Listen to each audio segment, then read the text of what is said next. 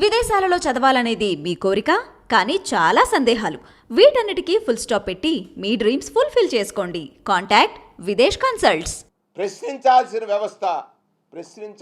వ్యవస్థ కల్తీగా తయారు చేశాడని స్పష్టంగా నేను చెప్పగలను. ప్రశ్నించాల్సిన వ్యవస్థను కల్తీ చేశాడు. కల్తీ కట్టడం, ఫోర్ పిల్లర్స్ తోటి ఈ ప్రజాస్వామ్యం గొప్పగా ఉండాలని ఆలోచన చేస్తే, 4 పిల్లర్లతోటి ఈ ప్రజాస్వామ్యం గొప్పగా ఉండాలని ఆలోచన చేస్తే, రాజకీయ పిల్లర్గా ఉన్నటువంటి ఆ పిల్లర్ని అబద్ధం అనేటువంటిది ప్రజలకు రాజకీయ నాయకుల పట్ల అసంతృప్తి, అసహనం, అసహాయత కలిగేటట్టుగా చేశాడు చంద్రబాబు నాయుడు.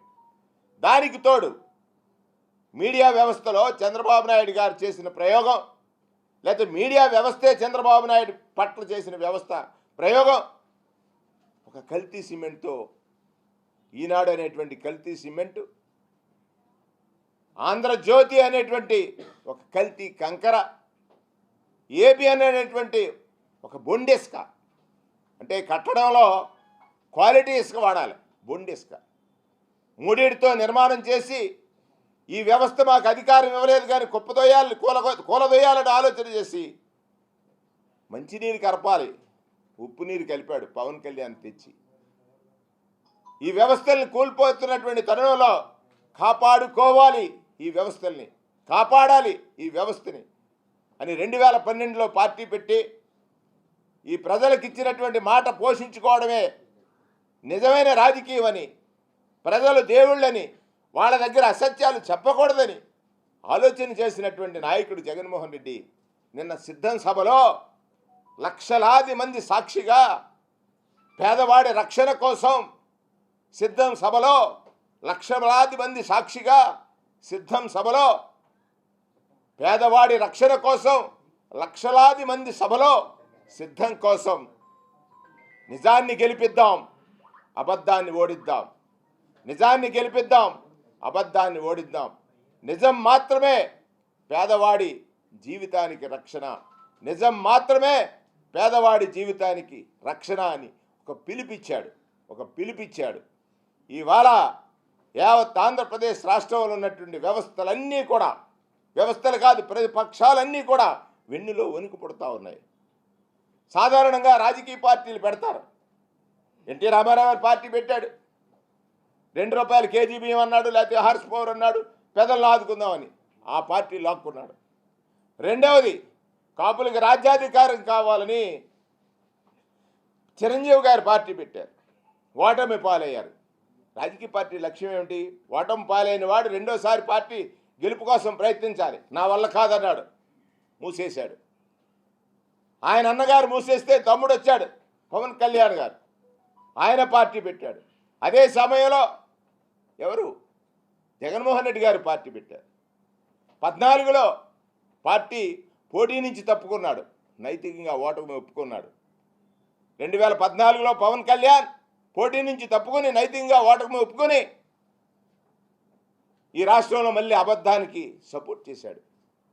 కానీ జగన్మోహన్ రెడ్డి గారు ఓడిపోయిన తర్వాత, ప్రజాసేవే లక్ష్యం నాదని తెలుసుకున్న తర్వాత దెబ్బ తగిలింది, నిలబడి నేను ఆడగలను అన్నాడు. 19లో 151 స్థానాలు, 51% ఓట్లతోటి, 151 సీట్లు, 51% ఓట్లుతో గెలిచాడు.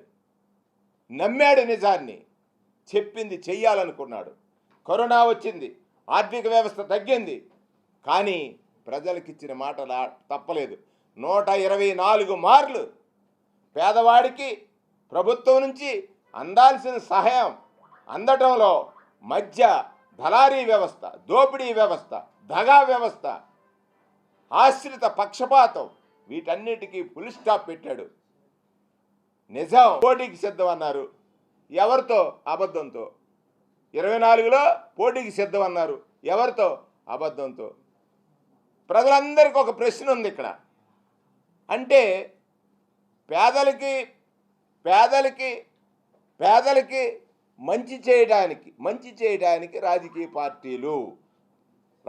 పార్టీల పట్ల ప్రజలకు ఉన్న విశ్వాసం, రాజకీయ పార్టీలు మాకు మంచి చేస్తాయని, మీకు ఎజెండా ఏమిటి? ఎదుటివాడి జెండా మోయటం మీ ఎజెండా, ఎదుటివారి అబద్ధాలని కొనసాగించడం మీ ఎజెండా? మిమ్మల్ని మీరు ప్రశ్నించుకోమని మిమ్మల్ని మనస్ఫూర్తిగా అడుగుతున్నాను.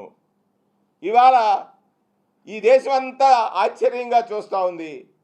అంటే పేదవాడికి మంచి జరుగుతుందంటే దాన్ని అడ్డుకోవడం, పేదవాడికి మంచి జరుగుతుందన్న ప్రభుత్వాన్ని, పేదవాడికి మంచి చేసినటువంటి, నేను మంచి చేస్తేనే నాకు ఓటు వేయమని అడిగినటువంటి వ్యక్తిని ఓడించడానికి, నేను ఓడిస్తానన్న రాజకీయాల్లో వినకూడనటువంటి, రాజకీయ వ్యవస్థలో వినకూడనటువంటి పదాన్ని ప్రయోగించినటువంటి పవన్ కళ్యాణ్ గారు, మీరు మనస్సు పెట్టి ఒక్కసారి ఆత్మసాక్షిగా ఆలోచన చేయండి. ఇందుక మనకి మహాత్మా గాంధీ బలిదానం చేసి, నిరాహార దీక్షలు చేసి, సత్యమేవ జయతే అని చెప్పి స్వాతంత్ర్యాన్ని తెచ్చింది. ఇందుక ప్రపంచ మేధావి, రాజ్యాంగ నిర్మాత బాబాసాహెబ్ అంబేద్కర్ మనకి రాజ్యాంగాన్ని ఇచ్చింది. అంటే పేదవాడిని హింసించేవాడికి సపోర్ట్ చేయటానిక? ఇప్పటికైనా మీ మనస్సు మార్చుకోండి. మార్చుకోమని మీడియా ద్వారా మిమ్మల్ని అభిమానించేటువంటి అందరిలో మేము కూడా ఉన్నామని అనుకుంటే ఖచ్చితంగా మీరు ఆలోచించండి. పేదవాడి రక్షణ ప్రజాస్వామ్యానికి నిజమైనటువంటి నివాళి, నిజమైనటువంటి గౌరవం. పేదవాడి జీవితంలో వెలుగు నిజమైనటువంటి నివాళి, వెలుగు. ఆ వెలుగుని అందించడానికి ప్రయత్నించేటువంటి నాయకుడిని ఓడిస్తానన్న మీరు, ఆ వెలుగుని అందించే నాయకుడిని ఓడిస్తానన్న మీరు మిమ్మల్ని ప్రశ్నించుకుంటే, మీరు ప్రశ్నించడానికి వచ్చారు కదా, ఒక్కసారి మిమ్మల్ని మీరు ప్రశ్నించుకుంటే ప్రజలకు మంచి జరుగుతుందని, పేదలకు మంచి జరుగుతుందని, ఇల్లు లేని వాడికి ఇల్లు, బాల కార్మిక వ్యవస్థ నిర్మూలన, అమ్మఒడి ఆలోచించారు ఎప్పుడైనా? అమ్మఒడి గురించి ఆలోచించండి. బాల కార్మిక వ్యవస్థ నిర్మూలన అయింది కారణం అమ్మఒడి వల్ల కదా. మహిళలు వాళ్ళ ఆర్థిక స్వావలంబన పొందారు. ఎవరి వల్ల? నేరుగా వారి ఖాతాలో డబ్బులు పట్టడం వల్ల కదా. 14లో చంద్రబాబు నాయుడు గారు చేసిన మోసాన్ని ఆసరా ద్వారా వైద్యం అందించినటువంటి నాయకుడిగా జగన్ గారు ఉంటే, ఇవాళ 25 లక్షల రూపాయలు ఆరోగ్యశ్రీని అందించి సుమారు 17 కొత్తగా మెడికల్ కాలేజీలను పెట్టి ఈ రాష్ట్రంలో విద్యను అందిస్తున్నాడే. ఆలోచించారా? లేదే. కేవలం ఆయన స్క్రిప్ట్ రాస్తే మీరు చదివేస్తే మిమ్మల్ని నిందించడం మా ఉద్దేశం కాదు, నిజం మీకు తెలియజేయడం మా ఉద్దేశం. మిమ్మల్ని నిందించడం మా ఉద్దేశం కాదు, మీకు నిజం తెలియజేయడం మా ఉద్దేశం. దయచేసి ఇప్పటికైనా చంద్రబాబు ట్రాప్లో అనేక వ్యవస్థలు పడిపోయాయి, అనేక మంది పడిపోయారు. చూశారు కదా, ఇప్పుడు చెప్పాను. నలుగురు కలిసి ఒక కల్తీ కట్టడం కట్టి ఫోర్త్ ఎస్టేట్ కుప్పకూలిపోయే దాంట్లో మీరు భాగస్వాములైతే వాదులు ఎవ్వరు కూడా చరిత్రలో క్షమించరు. పౌరుడిగా రాజకీయ నాయకుడిగా కాదు, ఒక పౌరుడిగా నేను పడినటువంటి మనోవేదన అంతా మీ దగ్గర ఏకరవ పెట్టాను. వారిద్దరూ కలిసి చెప్పాను కదా, ఓ కల్తీ సిమెంటు, కల్తీ కంకర, కల్తీ ఇసుక, ఉప్పు నీరుతో కట్టడం కడితే ఆగుద్దా? అంటే మీరు అనుకుంటున్నారు ఇదంతా ఒక పిల్లరని, కానీ 4 పిల్లలు కరిస్తేనే కదా ఈ దేశంలో వ్యవస్థలు ఉంటాయి. ఆ 3 పిల్లర్ని పడగొట్టడానికి అతను చేశాడు ఒక ప్రయత్నం. న్యాయ వ్యవస్థను చేశాడు, అధికార వ్యవస్థను చేశాడు, ఇప్పుడు మీ వ్యవస్థను చేస్తున్నాడు. కేవలం అతను బాగు కోసం. సూటిగా నేను అడుగుతున్నాను, ఆయన ఎంత తప్పు చేస్తున్నాడంటే, ఈ మధ్యకాలంలో కొత్త స్టోరీ ఒకటి పెట్టాడు. చంద్రబాబు నాయుడు గురివింద గింజ తెలుసు కదా, గురివింద గింజ కిందే ఉంటుంది,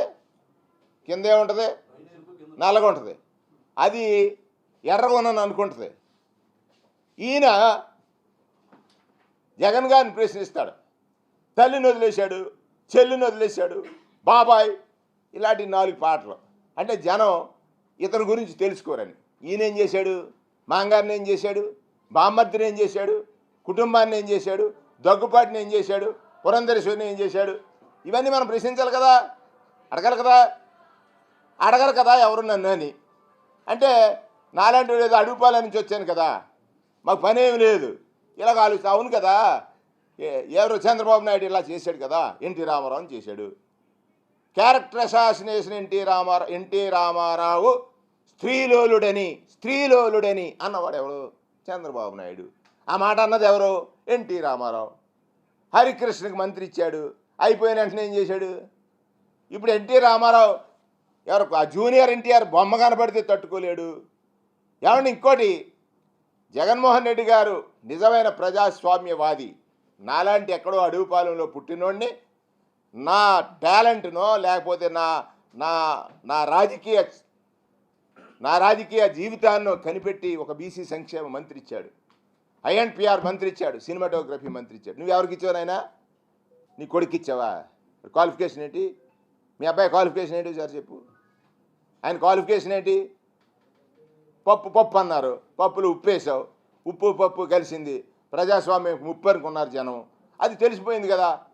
నీకు మాదిరిగా ప్రజాస్వామ్యబద్ధంగా నడవని వాడు ప్రశ్నిస్తే ఎవరు నమ్మరని, ఇంతకంటే ఎక్కువ మనం మాట్లాడుకున్న బాగోదని వాళ్ళకి కలిసినా, ఇంకో 20 మందిని కలిసినా, 20 మంది చేత జగన్ గారిని తిట్టినా, నేను ఒకటైతే చెప్పగలను, జగన్ గారి మీద బాణం వేస్తే ప్రజలు దేవుళ్ళు. జగన్ గారి మీద మీరు బాణం వేయిస్తున్నారు, మధ్యలో ప్రజలు ఉన్నారు దేవుళ్ళు మాదిరిగా. మీరు చంద్రబాబు నాయుడు ఇలా బాణం ఎక్కి పెడతాడు, వదులుతాడు బాణాన్ని, కరెక్టే. కానీ మధ్యలో ఎవరున్నారు? ప్రజాదేవుళ్ళు ఉన్నారు. వాళ్ళు దాన్ని ఏం చేస్తున్నారు? ఇలా పట్టుకుని, ఇంతకుముందు సినిమాలో ఉండేది కదా, తీసి హారంగా ఎక్కడేస్తున్నారు? జగన్ గారి మెడలు వేస్తున్నారు. పెద్ద పెద్ద బండలు వేస్తున్నారు, రాక్షసులు వేసేవారు పూర్వం. ఆ బండలు ప్రజలు పట్టుకుంటున్నారు. బండను ఆపగల శక్తి ప్రజల దగ్గరే ఉంది. వాళ్ళు దాన్ని దండలుగా మార్చేస్తున్నారు. బాణాలు హారాలు, దండలు బండలు, బాణాలు హారాలు, బండలు దండలు, ఇవన్నీ కలిసి 175 అయిపోతుంది. సామాన్యం ఏం డౌట్ పడదు. Thank you.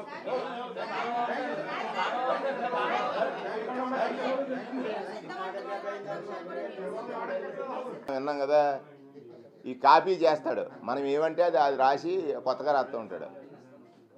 మేము సిద్ధం అన్నాం దేనికి? ప్రజాస్వామ్యాన్ని రక్షించడానికి. వాళ్ళు చెప్పగలరా? మేము సిద్ధం అన్నాం ప్రజలను నేరుగా కాపాడడానికి. వాళ్ళు సిద్ధం అనగలరా? 14 ఏళ్ళు ముఖ్యమంత్రి చేసి ప్రజల్ని పట్టి పీడించినోడు చెప్పాడు కదా నిన్న మా ముఖ్యమంత్రి గారు, సైకిల్ ఎక్కి గ్లాస్తో రక్తం తాగుదామని, సైకిల్ ఎక్కి గ్లాస్తో రక్తం తాగుదామని. ఇద్దరు తొయ్యాలి. ఈనాడు ఆంధ్రజ్యోతి తోస్తూ ఉంటారు సైకిల్ని కదా, తోస్తూ ఉంటారు. ఈ మధ్యలో కొత్తగా లేటెస్ట్ కలిపాడు, లాగటం, తొయ్యటం, లాగటం, మధ్యలో సైదేమో గ్లాస్ తీసుకుని రక్తం తాగటం. పేద ప్రజల రక్తాన్ని పట్టి పీడించి తాగిన ఒక దుర్మార్గపు రాజకీయ నాయకుడు చంద్రబాబు నాయుడు. ఇవాళ అతను ఎన్ని ప్రయత్నాలు చేసినా నిజం ముందు అబద్ధం ఆగదు. సత్యకాలం మనం అంటాం, కృతే నారసింహస్య త్రేతాయాం రఘునందన ద్వాపరే వాసుదేవస్య కలో వెంకటనాయక అని ఒక సామెత ఉంది. సత్యకాలం ఎప్పుడుందమ్మా? సత్యహరిశ్చంద్రుడి నాటకం. ఆయన అంటాడు, చిన్న అబద్ధం కదా చెప్పు, నువ్వు అప్పించావే, అట్లందరూ సాక్ష్యం, ఒక పత్రం ఉందా, సాక్ష్యం ఉందా అని అడుగుతాడు. సత్యహరిశ్చంద్రుడు ఏం చెప్పాడు? సచ్చేతరంబునకు నా మానసం బప్పదయ్యా అన్నాడు. సచ్చేతరంబునకు నా మానసం బప్పదయ్యా అన్నాడు. అలాగే జగన్మోహన్ రెడ్డి గారిని నేను చూశాను. నేను ఎందుకు ప్రేమించాను, ఎందుకు ఆయన నమ్మాను, ఎందుకు ఆయన పట్ల నాకు విశ్వాసం అని అంటే, ఆ రోజు 2014లో రైతులకు రుణాలు బేషరతుగా మాఫీ చేస్తానని చెప్పినప్పుడు 87,600 కోట్లు అందరు ఇల్లు అడిగారు జగన్ గారిని. ఆయన ఏమన్నాడు తెలుసా? అసత్యమాడితే అధికారం, మరొకసారి రాసుకో, అసత్యమాడితే అధికారం నాకు అక్కర్లేదన్నటువంటి ఒకే ఒక్క నాయకుడు ఈ రాష్ట్రంలో, ఈ దేశంలో, దట్ ఈజ్ జగన్మోహన్ రెడ్డి. అందుకే నేను అన్నాను, 17లో రాశాను, జగన్ అంటే నిజమని, నిజమంటే జగన్ అని. ప్రజలు నిజాన్ని నెగ్గిస్తారు తప్ప అబద్ధానికి 6 తలలెట్టినా 12 తలలెట్టినా పడుకోబెట్టేస్తారు. Thank you. Senior journalist, analyst, మేమిద్దరం అధికార ప్రతినిధులుగా చాలా సందర్భాల్లో టీవీ డిబేట్స్లో పాల్గొన్నటువంటి వారి ఇంట ఒక విషాద సంఘటన జరిగిందని విని చాలా విచారం వ్యక్తం చేస్తున్నాం. వారి కుటుంబానికి ఆ తరఫున ప్రగాఢ సానుభూతిని, సంతాపాన్ని తెలియజేస్తూ వారికి అది తట్టుకునే మనోధైర్యాన్ని భగవంతుడు ప్రసాదించాలని కోరుకుంటున్నాను.